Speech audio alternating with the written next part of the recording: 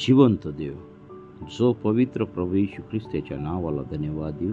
प्रियांनो, सकाळच्या प्रार्थनेमध्ये आपल्या सर्वांचं स्वागत आहे. देवाने हा नवीन दिवस तुम्हाला आणि मला दाखवला, त्याबद्दल जिवंत देव जो पवित्र प्रभू येशू ख्रिस्त याला धन्यवाद देऊ, गौरव देऊ. आज असे अनेक लोक आहेत की त्यांना आजचा हा दिवस दिसला नाही, परंतु त्या देवाची तुमच्यावर आणि माझ्यावर उत्तम कृपा आहे. आणि देवा आमच्या संगती राहतो, आमच्या संगती चालतो, बसतो, उठतो आणि आम्हाला सहाय्य करतो. म्हणून त्या जिवंत देवाला आपण धन्यवाद देऊया आणि त्या देवाचं आपण गौरव करूया. आपण सुरुवातीची प्रार्थना करू. हालेलुया, स्तुती, धन्यवाद येशू देव बापा. पवित्र प्रभू, तू या सकाळच्या समय पुन्हा एकदा तू आम्हाला प्रार्थनेसाठी उठवलंस, त्याबद्दल मी तुझ्या पवित्र नावाला धन्यवाद देत आहे. प्रिय प्रभूजी, या सकाळच्या समय आम्ही आमचं जीवन तुला समर्पित करीत आहोत. प्रभू, आमच्या जीवनातील सर्व अशक्तपणा, आमच्या जीवनातील सर्व व्याधी, आमच्या जीवनातील सर्व घाणेरडे पाप, आमच्या जीवनातील सर्व तुझ्या विरोधात असलेल्या सर्व बंड कारवाया तुझ्या पवित्र सामर्थ्याने तू काढून टाक. प्रिय प्रभू, आम्ही तुझ्याच मार्गावरती आम्ही चालावं, आम्ही तुलाच आमचा देव म्हणून स्वीकारावं. यासाठी प्रभू तू आमच्या प्रत्येकाचा ताबा तू घे. तू आकाश आणि पृथ्वी यांचा निर्माण करता परमेश्वर तू आहे. हे देवा, तुझ्या पवित्र नावामध्ये सामर्थ्य आहे, तुझ्या वचनामध्ये सामर्थ्य आहे, तुझ्या वाणीमध्ये सामर्थ्य आहे. प्रभू, तू आमच्यामध्ये राहतोस, त्याबद्दल आम्ही तुझ्या पवित्र नावाला धन्यवाद देत आहे. प्रभू, या सकाळच्या समय ऐकणाऱ्या प्रत्येक भावा बहिणीला तू आशीर्वादित कर आणि येणारं वचन तू आमच्या प्रत्येकासाठी तू आशीर्वादाचं होऊ दे आणि तुझं गौरव होते. पित्या परमेश्वरा, प्रभू, ही सकाळची वेळ तू आमच्या प्रत्येकासाठी तू आशीर्वादाची तू कर आणि तुझं गौरव दे. ही प्रार्थना येशूच्या नावाने मागतो म्हणून दे, आमेन. प्रियांनो, पुन्हा एकदा ज्यांनी चॅनल सबस्क्राईब केलं, लाईक केलं, शेअर केलं, त्या प्रत्येकाला देवबाप आशीर्वादित करो. आणि खरोखर तुम्ही खूप मोठं काम करताय, देवाच्या वचनाचं काम करताय की जे अंधारात आहे त्यांना तुम्ही प्रकाशामध्ये घेऊन येत आहेत. आणि खरोखर प्रियांनो, देवबाप तुम्हाला आणि तुमच्या परिवाराला आशीर्वादित करो. प्रियांनो, आजचा जो शास्त्र भाग आहे स्तोत्रसहिता याचा 15वा अध्याय आणि आजचं मनन आपण ह्या 15व्या अध्यायातून करणार आहोत. आता ह्या ठिकाणी देवाचं वचन आम्हाला स्पष्टपणे सांगत आहे की देवाच्या पवित्र डोंगरावरील रहिवासी, देवाच्या पवित्र डोंगरावरती कोण राहू शकतो. तर ह्या 15व्या अध्यायामध्ये परमेश्वर त्याचा सेवक दावीद याने लिहून ठेवलेला आहे. कोण राहू शकतं की परमेश्वराच्या डोंगरावरती रहिवासी किंवा मनुष्याचा देवाच्या पवित्र डोंगरावर कोण राहू शकतं. तर प्रियांनो, पहा, या ठिकाणी देवाचं पहिलं वचन सांगतं की हे परमेश्वरा, तुझ्या मंडपात कोण वस्ती करील, तुझ्या पवित्र डोंगरावर कोण राहील. आता ह्या ठिकाणी दावीद राजाला प्रश्न पडलेला आहे की हे परमेश्वरा, तुझ्या मंडपात कोण वस्ती करील. प्रश्न पडलेला आहे, तुझ्या पवित्र डोंगरावरती कोण राहील. आणि साहजिकच आपल्या सर्वांना हा देखील प्रश्न प्रत्येकाच्या जीवनामध्ये उत्पन्न होतो. आणि ज्यावेळेस हा प्रश्न उत्पन्न होतो त्यावेळेस आमच्या जीवनामध्ये काही एक उत्तर नसतंय. प्रियांनो, कोण राहील. आणि काय होतं, आमच्या जीवनामध्ये वेगवेगळे विचार येतात, वेगवेगळे समस्या उत्पन्न त्या ठिकाणी होतात. आम्ही खूप विचार करायला लागतो की देवा, खरोखर तुझ्या पवित्र मंडपामध्ये कोण वस्ती करील, तुझ्या पवित्र डोंगरावरती कोण राहील. हा प्रश्न स्वाभाविक सर्वांच्या जीवनामध्ये येतो.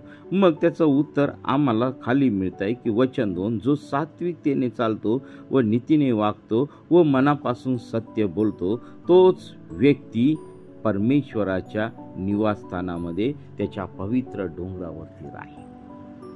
सात्विकता, नीती आणि मनापासून सत्य बोलणे, या 3 गोष्टी आपल्या जीवनामध्ये पाहिजे. प्रियांनो, जर ह्या 3 गोष्टी आमच्या जीवनामध्ये आहे तर प्रियांनो, आम्ही त्याच्या पवित्र डोंगरावरती आम्ही राहू शकतो. त्याच्या पवित्रतेमध्ये आम्ही राहू शकतो, त्याच्या सहवासामध्ये आम्ही राहू शकतो, त्याच्या सामर्थ्यामध्ये आम्ही राहू शकतो. जर ह्या 3 गोष्टी आमच्या जीवनामध्ये नाही तर प्रियांनो, कदापिही आम्ही त्याच्या आश्रयास राहू शकत नाही. त्याच्या पवित्र डोंगरावरती आम्ही राहू शकत नाही, त्याच्या पवित्र स्थानामध्ये आम्ही राहू शकत नाही. आणि वचन 3 आम्हाला सांगतं की आपल्या जिभेने चुगली करीत नाही, आपल्या सोबत्याचे वाईट करीत नाही, आपल्या शेजाऱ्याची निंदा करीत नाही. काय करत नाही पुरुष? देवाचा जो व्यक्ती आहे तो कोणत्या गोष्टी करत नाही? तर तो जिभेने चुगली करीत नाही, सोबत्याचे वाईट करीत नाही आणि शेजाऱ्याची निंदा करीत नाही. ह्या 3 गोष्टी विषयी आम्ही खूप जपून राहायला पाहिजे. मी जास्त स्पष्टीकरण देत नाही, तुम्हाला सोप्या समजायला आहे. प्रियांनो, आम्ही परमेश्वराच्या सानिध्यात राहत असताना ह्या सर्व बाष्कळ गोष्टींपासून आम्ही दूर राहायला पाहिजे. जिभेने चुगली, सोबत्याचे वाईट करत नाही आणि शेजाऱ्याची निंदा करत नाही. या 3 गोष्टीपासून आम्ही आपलं जीवन सांभाळलं पाहिजे. त्याशिवाय आम्हाला देवाच्या पवित्र डोंगरावर राहता येणार नाही. आणि मग 4थी गोष्ट आम्हाला ह्या ठिकाणी दिसते की अधमाला तुच्छ लेखितो आणि परमेश्वराच्या भय बाळगणाऱ्यांचा सन्मान करतो. आपण वाहिलेल्या शपथेने स्वतःचे ऐत झाले तरी ती मोडीत नाही. बघा, आदम कोणाला म्हटलंय की जो व्यक्ती देवापासून दूर आहे, देवाच्या इच्छेने चालत नाही, देवाच्या मार्गाने चालत नाही, देवाची इच्छा त्याच्या जीवनामध्ये नाही, देवाच्या विरोधात कारवाई करत असतो, पापामध्ये जीवन जगत असतो, त्याला अधम म्हटलेलं आहे. प्रियांनो, सोपी आणि साध्या भाषेमध्ये मी तुम्हाला समजून सांगत आहे. तर काय करतो तो? तर परमेश्वराचे भय बाळगणाऱ्यांचा सन्मान करतो. पहा, ह्या ठिकाणी देवाचा दासच नाही तर परमेश्वराचं भय ज्या ज्या लोकांच्या जीवनामध्ये आहे त्या सर्वांचा तो काय करतो? सन्मान करतो. आणि असाच व्यक्ती त्या पवित्र डोंगरावरती राहू शकतो. देवाच्या राज्यामध्ये राहू शकतो, त्या सियोन नगरीमध्ये राहू शकतो. प्रियांनो, आपण वाहिलेल्या शपथेने स्वतःच्या आई झाले तरी ती मोडीत नाही. प्रियांनो, देवाच्या डोंगरावरती राहणारा व्यक्ती असा असतो की त्याने जर शपथ वाहिलेली असेल, वचन दिलेले असेल, तरी तो त्याचे स्वतःचं आई झालं, त्याचं वाईट झालं तरी ती मोडत नाही. तो त्या वचनाला जागृत राहतो, तो त्या वचनाला विश्वासू राहतो. आणि म्हणून प्रियांनो, जे देवाच्या सामर्थ्यामध्ये, पावित्र्यामध्ये, पवित्र डोंगरावरती राहणारे देवाचे लोक आहेत ते परमेश्वराशी विश्वासू असतात. प्रियांनो, खूप सुंदर वचन आज देवाने तुम्हाला आणि मला दिलेलं आहे. आणि सर्वात महत्त्वाची गोष्ट म्हणजे 5वी गोष्ट, आपला पैसा वाडीधिडीला लावित नाही. बघा, सगळ्यात महत्त्वाची गोष्ट आहे.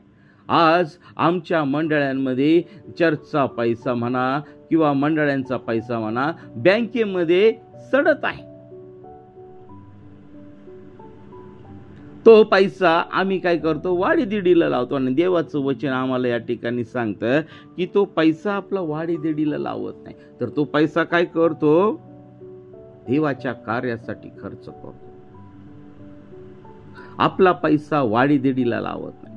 म्हणजे पहा, पैशाविषयी परमेश्वराने, देवाने ह्या ठिकाणी त्याच्या सेवकाच्या द्वारे या ठिकाणी लिहून ठेवलेलं आहे. पैशाला देवाच्या राज्यामध्ये जास्त स्थान नाहीये, संपत्तीला देवाच्या राज्यामध्ये स्थान नाहीये. तुमच्याकडे कितीही लाखो रुपये असू द्या, करोडो रुपये असू द्या, परंतु त्या पैशाचा जर उपयोग जर देवाच्या कामासाठी होत नसेल, इतरांना मदत करण्यासाठी होत नसेल, तर प्रियांनो, त्या पैशाचा तुम्हाला आणि मला काही एक फायदा नाही. कारण देवाच्या राज्यामध्ये हा पैसा त्या ठिकाणी चालणार नाही. हा पैसा तुम्हाला स्वर्गाच्या राज्यामध्ये घेऊन जाणार नाही. त्या पवित्र डोंगरावरती घेऊन राहायला तुम्ही जाऊ शकत नाही. परमेश्वराच्या पवित्र डोंगरावरती तुम्ही वस्ती करू शकत नाही. देवाच्या सानिध्यामध्ये तुम्ही राहू शकत नाही. आणि ही जगातील जी संपत्ती आहे ती तुमच्या जीवनामध्ये अडखळण होऊ शकते. मी म्हणत नाही की तुम्ही पैसा कमवू नका, कमवा तुम्ही. देवाने दिलेला एक तो आशीर्वाद आहे, परंतु देवाने जी लिमिटेड संपत्ती आहे तीच आम्ही घेऊन आम्ही चाललं पाहिजे प्रियानो. आम्हाला लागेल तेवढंच आम्ही ह्या जगामध्ये वापरलं पाहिजे. आणि निरपराधांची हानी करण्याकरिता लाज घेत नाही प्रियानो. निरपराध प्रियानो, आज असे अनेक लोक आहेत की ते निरपराध जे लोक आहेत त्यांच्यावरती खोटे आरोप करून, खोट्या साक्षी देऊन, त्यांना त्रास देऊन आज ते आनंदित होत आहेत. परंतु प्रियांनो, अशा लोक देवाच्या राज्यात जाऊ शकत नाही, देवाच्या पवित्र डोंगरावरती राहू शकत नाही, देवाच्या सहवासात राहू शकत नाही. काय होतंय? हानी करण्याकरिता लाज घेत नाही तो जो असा वागतो तो कधी ढळणार नाही. बघा, परमेश्वराच्या राज्यामध्ये असा व्यक्ती राहू शकत नाही प्रियांनो. म्हणून प्रियांनो, आम्ही आमच्या जीवनामध्ये काय केलं पाहिजे तर वरील ज्या गोष्टी सांगितलेल्या देवाच्या वचनामध्ये त्या सर्व गोष्टी आम्ही पाळल्या पाहिजे. सात्विकता आमच्या जीवनामध्ये पाहिजे, नीती आमच्या जीवनामध्ये पाहिजे, सत्य बोलणं आमच्या जीवनामध्ये पाहिजे.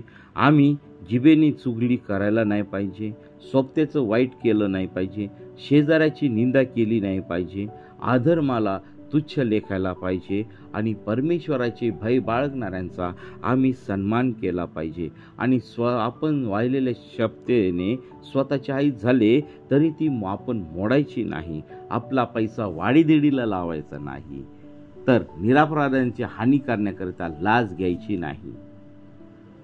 तर प्रियांनो, जो असा वागतो तो कधी ढळणार नाही, तो परमेश्वराच्या राज्यात सदा सर्व काळ टिकून राहणार आहे, तो परमेश्वराच्या डोंगरावरती तो राहणार आहे. तर प्रियांनो, चला आपण प्रार्थना करूया. आजच आमचं जीवन आम्ही तपासून पाहूया. प्रियांनो, आज परमेश्वर देव तुम्हाला आवाहन करत आहे की आपल्या जीवनामध्ये काय आहे. ह्या जर सर्व गोष्टी आहेत प्रियांनो, तर प्रियांनो निश्चित तुम्ही परमेश्वराच्या डोंगरावरती राहणार आहे. कोणत्या गोष्टी करायच्या आणि कोणत्या गोष्टी करायच्या नाहीत त्या ह्या वचनामध्ये तुम्हाला सांगितलेलं आहे. मी सांगण्यापेक्षा तुम्ही गुडघे टेका, प्रार्थना करा, बायबल वाचा, बायबलचा अभ्यास करा आणि देव तुमच्याशी काय बोलू इच्छित आहे हे तुम्ही ओळखा प्रियांनो. आज लोक काय करतात की पास्टर सांगतात, देवाचे लोक सांगतात वचन आणि त्याच्यावरतीच विश्वास ठेवून कधी कधी चुकीच्या गोष्टी त्या ठिकाणी शिकवल्या जात आहे आणि ते खोटं शिक्षण घेऊन ते चालत आहे. प्रियांनो, देवाचं वचन आम्हाला काय सांगतंय, देवबाप आम्हाला काय मार्गदर्शन करत आहे ते आम्ही बायबल उघडल्यानंतर आम्हाला समजणार आहे, देवाचं पवित्र शास्त्र आम्ही उघडल्यानंतर आम्हाला कळणार आहे. आणि म्हणून प्रियांनो, माझी तुम्हाला सकाळच्या वेळेस नम्र विनंती आहे की तुम्ही देवाच्या वचनाचा अभ्यास करायला लागा, परमेश्वरासाठी वेळ काढा. ते जगाचा शेवट जवळ आलेला आहे, प्रभूचे येणं जवळ आलेलं आहे. पश्चाताप करा, कारण स्वर्गाचे राज्य जवळ आलेलं आहे. पश्चाताप करा, कारण स्वर्गाचं राज्य जवळ आलेलं आहे. प्रभू येशू ख्रिस्ताचं येणं जवळ आलेलं आहे. त्यासाठी स्वतःची तयारी करा आणि ह्या सर्व पवित्र वचनामध्ये सांगितलेल्या गोष्टी आपल्या जीवनामध्ये तुम्ही घ्या आणि त्याप्रमाणे वागण्याचा प्रयत्न करूया. आपण देवबाप तुम्हाला आणि मला आशीर्वादित करू. आपण प्रार्थना करू. हालेलुया, स्तुती, धन्यवाद येशू देवबापा. तू पवित्र असा परमेश्वर आहे, राजांचा राजा आहे, प्रभूंचा प्रभू आहे. प्रभू, या सकाळच्या समयी तू माझा आणि माझ्या संपूर्ण परिवार, माझे सर्व ऐकणारे बांधव आणि स्त्री, पुरुष, तरुण, लेकरं, वृद्ध या सर्वांना तुझ्या पवित्र चरणाजवळ समर्पित करत आहे.